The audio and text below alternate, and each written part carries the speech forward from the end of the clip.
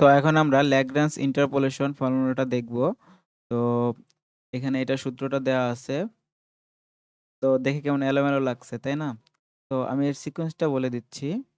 এখানে কি করা হইছে যে অ্যা আমাদের y1 এর জন্য বের করছে। অর্থাৎ আমাদের যদি ৩ টা ভ্যালু দেয় y1, y2, y3 আমরা ম্যাথে গেলে বুঝতে পাবো। আমি তারপরে বলে দিচ্ছি। যখন y1 তখন x1 টা থাকবে না উপরে। যেমন x এখানে থাকবে। এখানে ১ম টাতে সব সেম। কিন্তু এখানে হচ্ছে এ y1 এর জন্য যেহেতু বের করতেছি x1 থাকবে না। তো x1 না থাকলে x2 আছে, x3 আছে। যদি আমাদের আরো একটা ভ্যালু ৪ টা থাকতো তাহলে হচ্ছে x মাইনাস x4 হইতো। ওকে? তো আমি এটা মুছে দিচ্ছি। আশা করি এই সিকোয়েন্সটা বুঝতে পারছেন। এবং নিচে দেখেন, নিচে কিন্তু হচ্ছে x1 এর জন্য যেহেতু বের করতেছি নিচে প্রত্যেকটাতে x1, হ্যাঁ? তারপরে বাদ যাবে হচ্ছে যে কয়টা মানে থাকবে না। তো x2, x3 তারপরে যদি আরেকটা থাকতো হচ্ছে x1 মাইনাস x4 হইতো এখানে। তারপর আরেকটা থাকলে হচ্ছে x1 মাইনাস x5 হইতো। ওকে? তো এই সিকোয়েন্সটা আশা করি বুঝতে পারছেন।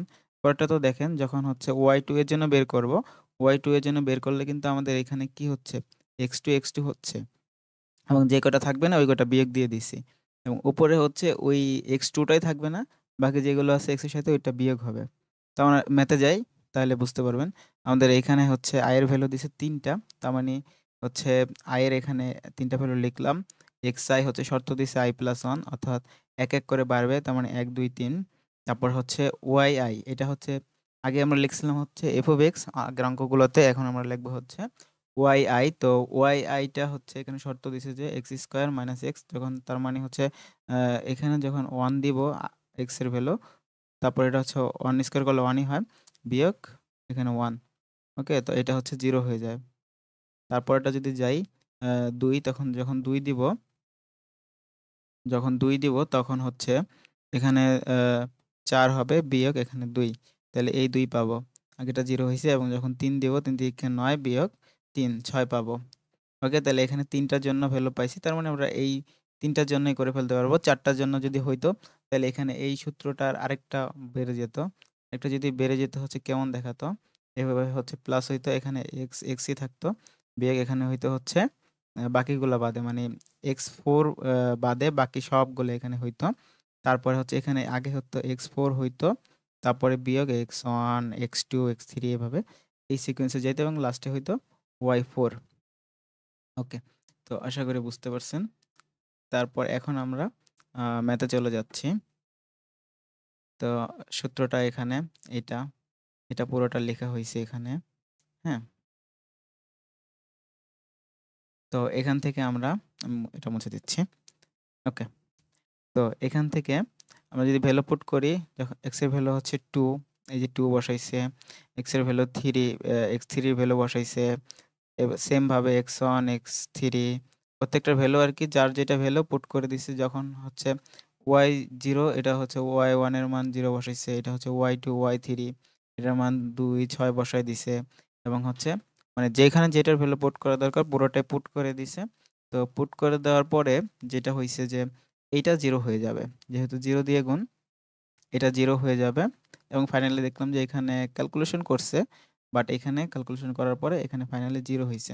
এরপর এতটুকু হচ্ছে উপরে গুণ দিয়ে দিছে। যেমন x এর সাথে গুণ দিছে এটার সাথে x স্কয়ার। তারপরে হচ্ছে x এর সাথে আবার এটার সাথে গুণ দিছে 3x আবার হচ্ছে এটার সাথে এটা গুণ দিছে। এখানে x অবশ্যই -x এবং এইটার সাথে এটা গুণ দিছে -1 -1 আর -3 গুণ করলে +3। এগুলো বেসিক এগুলো আশা করি আপনারা বুঝতে পারবেন।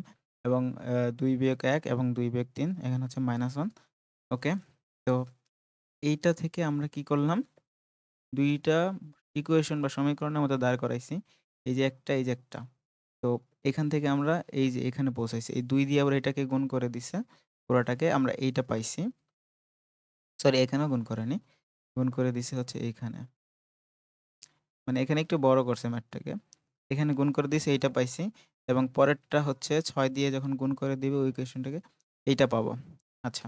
তো এইবার যেখানে এখানে যে কাজটা করছে এখানে হচ্ছে লসাগু করে দিছে। এখানে আমাদের যে এইটা আছে এবং এইটা আছে তো ২ টা যদি যোগ করি ২ আর ১ এ লসাগু করলে ২ এবং হচ্ছে এখানে যেহেতু আমাদের ১ আছে তার মানে এখানে হচ্ছে ২ দিয়ে প্রত্যেকটার সাথে গুণ হবে এগুলো আমরা জানি। তো ২ দিয়ে এটার সাথে গুণ করলে 4 হয়ে যায়, এটার সাথে ১৬ হয়ে যায়, এটা ১২ হয়ে যায়। তারপরে এখানে ২ তার মানে এখানে যেটা আছে সমীকরণ এটাই থাকবে। হ্যাঁ? কারণ এটার সাথে এটা ১ম এ ভাগ পরে গুণ। তার মানে ২ এর সাথে ২ ভাগ করলে ১ তারপর ১ এর সাথে এটা গুণ করলে এটাই থেকে যায়। তো এখান থেকে আমরা এই এই এইটুকু পেলাম। কারণ এখানে এই ১২ কাটা যায় এবং হচ্ছে 4x স্কয়ার এবং 6x স্কয়ার থেকে আমরা হচ্ছে যে এইটা পাই 2x স্কয়ার তারপরে -2x এই যে 16x -18x থেকে। তো এটা পেলাম। এখান থেকে কিন্তু আমরা চাইলে কমন নিতে পারি। এখান থেকে যদি আমরা 2 কমন নেই তাইলে পাই আমরা হচ্ছে x স্কয়ার -x। তো এখান থেকে ২ আর এই ২ কাটা যায়। তাইলে আমরা পাই এটা। ওকে। এখানে কিন্তু অঙ্ক শেষ না। অঙ্ক হচ্ছে এবার এইটাকে ডিফারেনশিয়েট করতে হবে।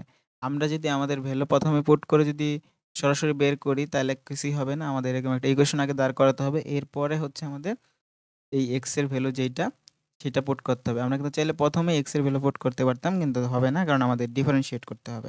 তো আমরা এইটা যেটা পাইছিলাম একে ডিফারেনশিয়েট করলে x কে ডিফারেনশিয়েট করলে 2x এবং এই x কে ডিফারেনশিয়েট করলে 1 হয়। এটা আমরা জানি। তো এখান থেকে হচ্ছে আমরা ভ্যালুগুলো পুট করে দিছি। এই যে x এর ভ্যালুটা পুট করে দিছি এটাতে। তাহলে আমরা এটাই পাইছি কিন্তু। তো ল্যাগ্রাঞ্জ ইন্টারপোলেশনের ফাইনাল অ্যান্সার এইটাই এবং আমরা এখানেও ২ টা হোমওয়ার্ক আছে। হোমওয়ার্কগুলো আমি করছি। যদি লাগে আমি হচ্ছে এগুলো ডেসক্রিপশন বক্সে দিয়ে দেব এবং এই সিলারটিও যদি লাগে অবশ্যই কমেন্ট করবেন। এটাও আমি দিয়ে দিব। আর নিউমেরিক্যাল মেথডের বাকি ভিডিওগুলো প্লেলিস্ট আকারে দিয়ে দেওয়া হইছে। আপনারা ওটা দেখে নিবেন এবং অবশ্যই শেয়ার করতে ভুলবেন না। Thank you.